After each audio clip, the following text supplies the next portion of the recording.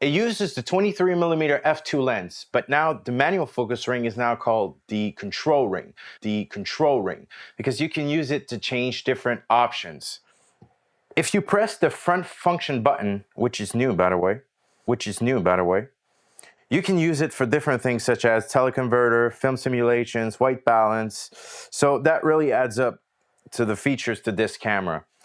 If you switch the camera to manual focus, then it will automatically go into a manual focus ring mode.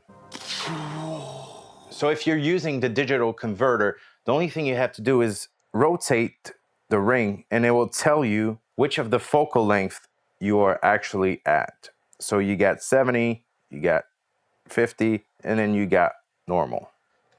The joystick that we find on the X-Pro2 and on the X-T2 is now added to this camera, which makes it for a really nice feature if you want to quickly change your autofocus point. Move it around like this. Or you can set it to push to unlock. Now, if I touch it only, it won't move the focus point. If I press it, then I can move it around. And the last option, obviously, is going to be off. It also now offers the shutter speed and ISO combined dial. So if you want to change your shutter speed, you simply rotate it like this to choose your shutter speed.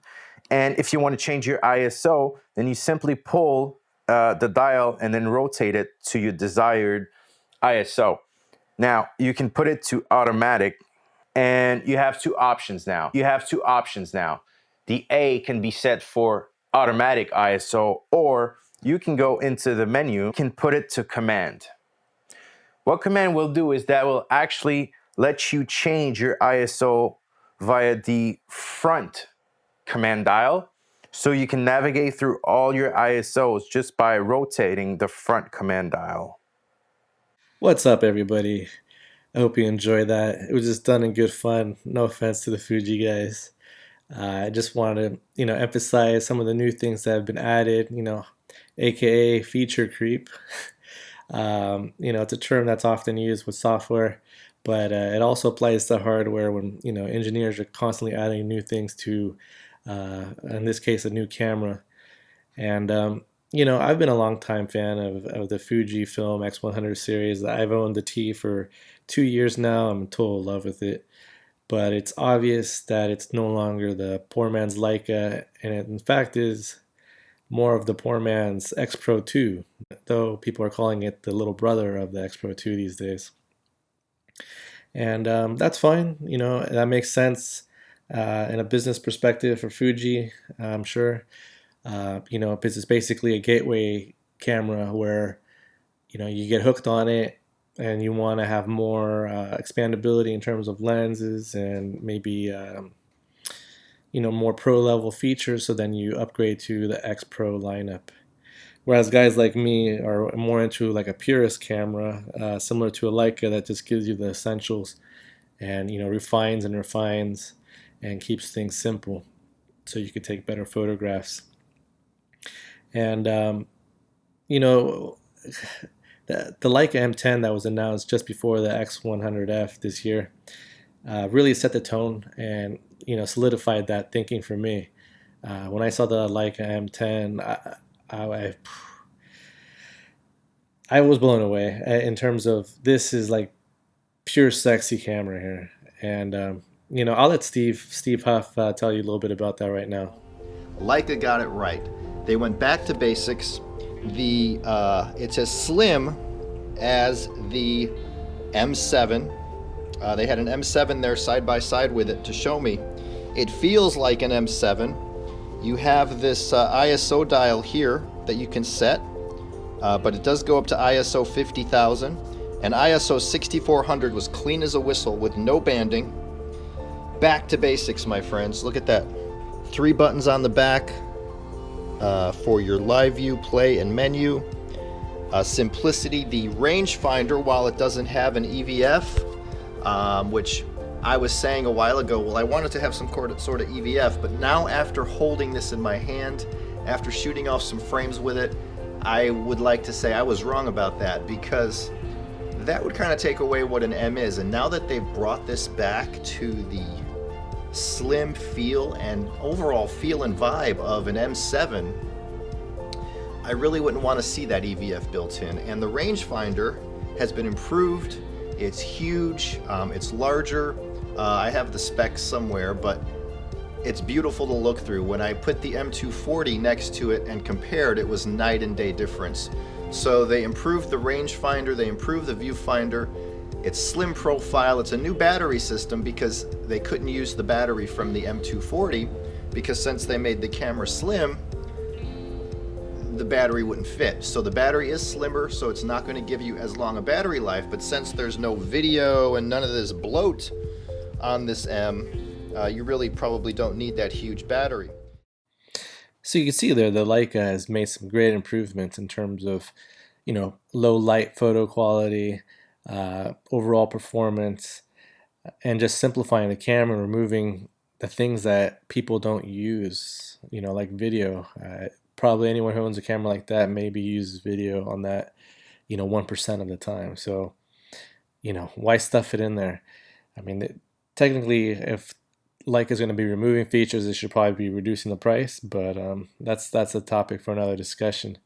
And then we could check out Steve's response to one of the comments left on his video about the X-Pro2, which is pretty hilarious because he's pretty blunt about how those two cameras don't even compare.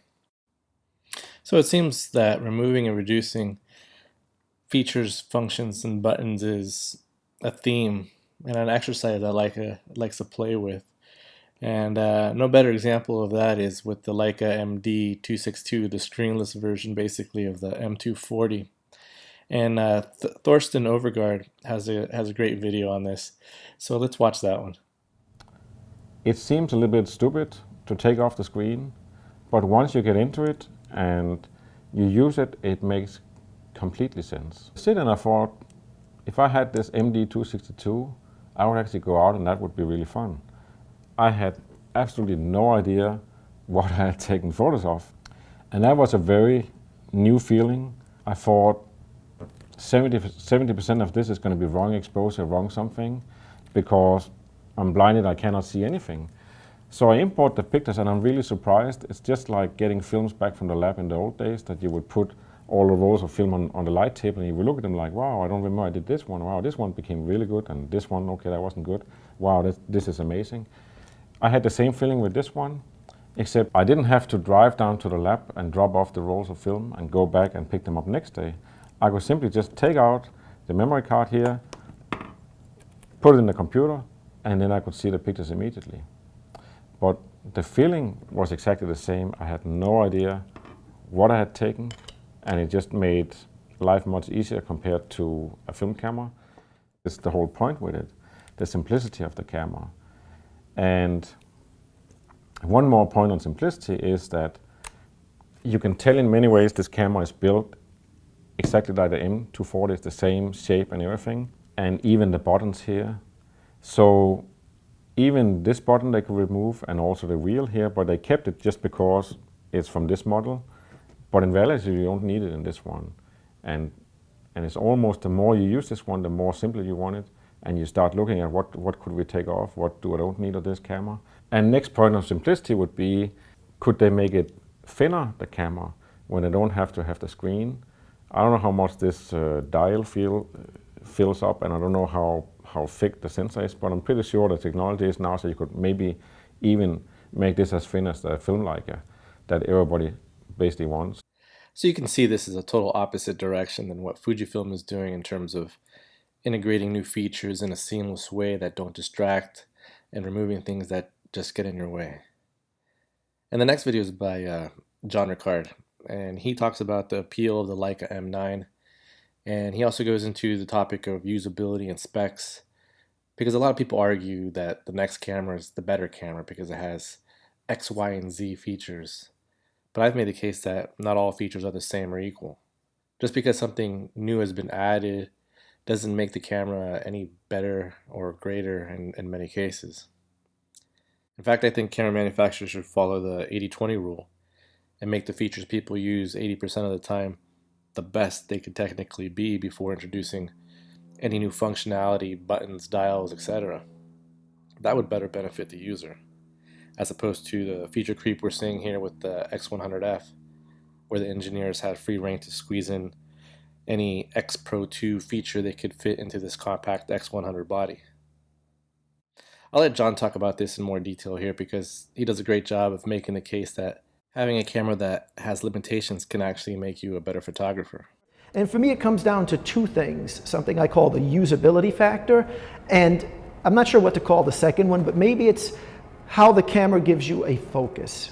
Okay, so let me explain those two things. So in terms of usability, this is something I think people really overlook when they're trying to evaluate different products. Like if they're trying to evaluate a laptop versus an iPad, and they're looking at a list of specs, and they're going, well, this one has this much memory, and this one has this kind of hard drive, and they're kind of missing what it's like to use the product. And to me, that's really, really important. So when we're talking about a camera, well, what do I really use on a camera?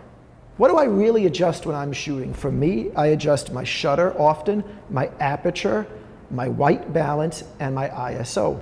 This camera becomes a great camera to use because all the controls I need are right where I need them, and it doesn't give me any controls that I don't need. You know, unlike a camera like this, which is a D7000, you know, I can see it here, it has the scene modes. So somewhere this is going to give me the little running man for action pictures and a flower for close-up and, you know, a little moon and stars for like nighttime pictures. And this is something I don't use. I don't need it. And you see there's a lot of buttons here, and there are buttons here, and there are buttons and switches here, and a dial and little settings here. A lot of these are settings that I don't really use very often, and they can get in the way of your photography. So what happens with the M9 is a lot of people don't want the camera, and they don't want the camera because they say, you know, this camera is extremely expensive and it is inferior to this D7000 in every way. Like, you can focus this D7000 better than this M9. You can shoot in lower light. You can take more pictures per second with this camera. You can shoot longer on the battery with the D7000. In every way that you measure it, the D7000 is a better camera than the M9, if we were to just write this down on paper.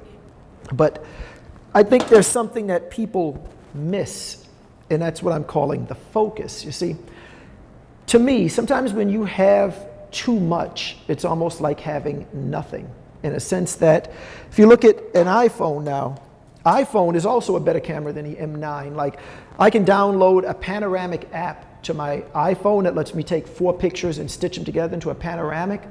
And you know, you start shooting like that, and then you show it to someone, you go, oh man, I took this great panorama with this panorama app. And what does the person say to you? They go, oh man, that's nothing. You got to see this other app. This one does a 360 panorama, and you shoot a whole circle, and you look at it on your computer, and it's like you're inside the picture that you took. And then you go and you play with that for a while, and you show that to someone, and they say, oh man, that's nothing. I got this time-lapse app. You know, you push the button and you leave the camera on a tripod, and it takes 200 pictures, and then you look at them in sequence, and it looks like people are moving, and it's time-lapse, and you capture the whole day in like 200 pictures. What ends up happening is, like, you don't even scratch the surface of what you can do with each one of these features and capabilities. You just touch it a little bit, like you play with the panorama app for a day, then you play with the 360 panorama for a day, then you play with the time lapse for a day, and you never really get deep into any one of these things. If you take a camera like this that gives you more limitations, sometimes you actually end up taking better pictures. And John is absolutely right here, as evidenced by my latest video, you know, the 5 reasons the Fujifilm X100T helped me become a better photographer. I mean, when you have a camera that has limitations, I call them deficits in my video, you know, it helps you to think more creatively about how to take better photographs, and that leads you down interesting paths and basically your skills as a photographer. You know, nothing's really handed to you on a plate with auto. You could use auto, of course, to kind of get the basics down, but I mean, you have to start somewhere. But once you figure out how to do things manually, you have so much more control. It's really like if you do any kind of web programming, you have way more control if you know how to code than if you use a web interface that lets you drag and drop things. Anyways, the next video here, and this is almost the final. This is on the Leica Q, and here we have Take from Big Head Taco chatting with Eric Kim and getting his first impressions of the Leica Q. And it's a really interesting video because he compares it a lot to the X100T, which is the camera I have again. And you know, this is basically a Leica competitor to the X100T in terms of having an all-in-one package with a fixed lens. But I think the Leica Q actually stepped it up a notch here and did things a lot better. And I was hoping personally that the next X100 would have been more like this Leica Q than the X-Pro2. And I swear, I just found this video this past week here, and I had no clue. In fact, the Leica Q, all I've seen was the bad review that Digital Rev did on it, and saying, you know, they're not really innovating or whatever. And I just kind of cooled off on, you know, learning anything more about it. But, you know, putting this video together and looking at other Leica models kind of led me to the Q, and then I found this video, and then I was really impressed. So much so that this is like almost my dream camera, other than the fact that it's a 28mm lens. I would have preferred the 35, but there's so much well thought out features and functions on this, particularly how the focus tab works. You know, very similar to the manual, the original lenses that Leica has, and having that so it doesn't, you know, scroll to infinity here. It has set limits and a range that you're going to use, and a bunch of other stuff. So I'll let Take talk for a little bit, and then I'll chime back in. So how do you like it? I really like it. What do you like about it? Well, first of all, I think some of the things I like about it is the things that some Leica guys will not like about it. One of it is it's a 28mm. And I don't have to say equivalent anymore because this is not an APS-C size sensor. It's a full sensor. It's a full frame sensor. It's an actual 28mm lens. Yeah. I know 35 and 50 is a more popular focal length, yeah, but for me, 28, I'm very comfortable shooting 28. Show us any cool things you discovered about the camera. Well, like you discovered in Bellevue, yeah, it has this cool. I don't think I'm going to use this that much for macro type photography. Yeah. One of the reasons is because this is a 28mm, and the fact that the aperture is in the front instead of way in the back, I think that's a great thing. And then you and I both talk about this focusing tab. Yeah. Yeah, when it's in the middle. When I'm focusing, yeah. What's in the middle, yeah? Yeah, it's in the middle. It's at 0.7 meters, yeah, or 2 feet. Yeah. For street with the 28mm, I find that around 1.5 meters, yeah, to 2 meters is pretty good with a 28mm lens. Maybe with a 35, you can be a little bit further away, right? Yeah. But about there. So now you're at about 7 o'clock. Yeah. That may be a little bit harder to find, but you'll get used to it. 7 o'clock in terms of the where the tab is. Oh, okay. So at 7 you're at your sweet spot. So f8 at 7 o'clock, shooting street with a 28mm wide, you'll get a lot of really cool dynamic type pictures. You've also tested out the autofocusing, right? Autofocus is fast. First of all, for Leica, I don't think there's a faster focusing Leica out there. I always like focusing Leicas manually anyways, and I do zone focusing, scale focusing, so I didn't really care that the other cameras focus slowly, but I would never depend on it. Yeah. This one you can depend on the AF. It's pretty fast. Compared against the X100T Fujifilm, and it was definitely in low light. It was the same speed. Yeah. Yeah. Actually, I find the Leica was more accurate in low light. Oh, really? Than the X100T. So how else would you compare the Leica Q to the X100T? Well, because it's rangefinder style, you tend to shoot that way, and the X100T has the aperture and the shutter speed on the top, but it doesn't have, it has a focus ring, but it's focus... The fly-by-wire. Yeah, it's by wire, and also the distance scales on the screen, where this one is on here. If you're doing zone focusing, you know right away if you're at f8 and it has a depth of field scale, you know that you're at 6 feet at f8. You're getting between 5 feet and maybe about 8 feet in focus. So as long as you're within 5 to 8 feet, you know you're in focus at f8. Have you had a chance to play around with the menus? Yeah, menus is So let's menus. see.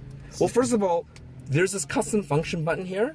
Where's the custom function Right button? there. It's that so little stealth, button right you there? don't see it. It Oh, actually, yeah, that little thing right there. yeah. Uh-huh. So you can customize this, but by default, it's the cropping, which I really like because it feels like a rangefinder camera. Oh, that's cool, You yeah. can see what's entering into the frame. So right? this is the 50 mil frame line right now. Yeah, we're at the 50 mil, and if you go through the EVF, you can see those lines as well. Yeah. Also, this FN is white balance, which again is the smart decision. And then your ISO button. So you have ISO, white balance, and then cropping. Okay. To me, that's what I would have set the function button and this button to anyway. And you can customize that. You can customize these anyways into other things. Zoom lock button, that's this one here. Uh-huh. So you can go to AEL, AFL, which makes sense. That should be where, if you like to use autofocus lock, auto exposure lock, that button should be there, right? So I think that's, but for me, I like the digital zoom. And also I was gonna mention, in aperture priority mode, this is exposure compensation. Oh, cool. This is a very fast shooting camera. So you got this, you know, everything's where you want it to be. And this cool little concave thumb rest. Yeah, this little concave thumb rest. Yeah, Here, it's just weird. it's like kind of comfortable. It's like an inverse thumbs up. Yeah, exactly. Just your thumb. Because of this, you don't need to buy a thumbs up. It frees up your hot shoe for something else Yeah, cool, right? So yeah, I really like it. And because I was comparing it against the X100T, because I thought, first of all, in terms of what review cameras I had on me, I know people say the RX1 Sony is the closest competition. Yeah. But yeah, only in terms of sensor size, I think it's the closest competition because it's full frame. Yeah. But I think people get too hung up on the size of the sensor. Yeah. It should be, what is your shooting style? So people are like trying to compare this to the Sony. I don't think this is anything like the Sony. What do you think is the closest camera you could compare the Leica Q to? It would be, to me, the X100T, the Fujifilm. Definitely, because it's very photocentric for those that shoot film. So you look down and you can see all your dials, and you shoot this way, it just feels like you're shooting with a rangefinder. And especially with that focus tab, it just feels like you're shooting a film like it. It feels like an M body.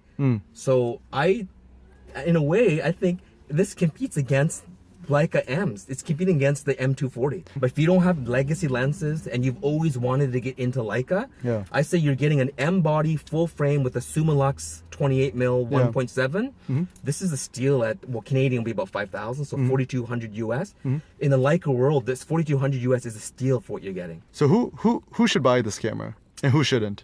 Well, if you have gas, don't buy this, because there's a lot of money for a lens you cannot pull off. And like you said, in 5 years, it will become obsolete if you want the latest and greatest.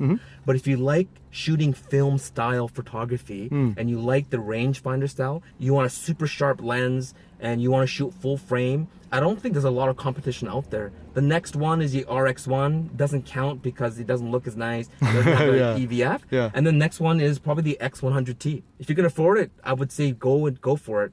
Just don't get gas later in a year or two when Sony comes out with a 100 megapixel, the full frame, whatever, ISO 4 million, whatever, right? I like how Take put that. If you like shooting film style photography, that's a really unique way of looking at it, because that's basically what manual is. You're doing it the old way, and you're not relying on a computer to figure everything out for you. But he also touches on the specs, like John, you know, you want to chase specs and keep replacing your camera like you do your smartphone, then a camera like this is not for you, especially at this price range. But to me, this is all interesting, and it's funny how things kind of fall into place.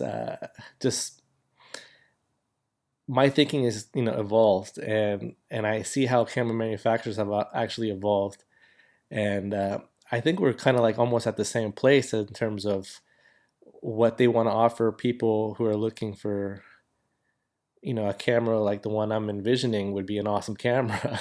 So that's to me, that's great. And like I said, I wish Fujifilm kind of did that with the X100 or the next X100.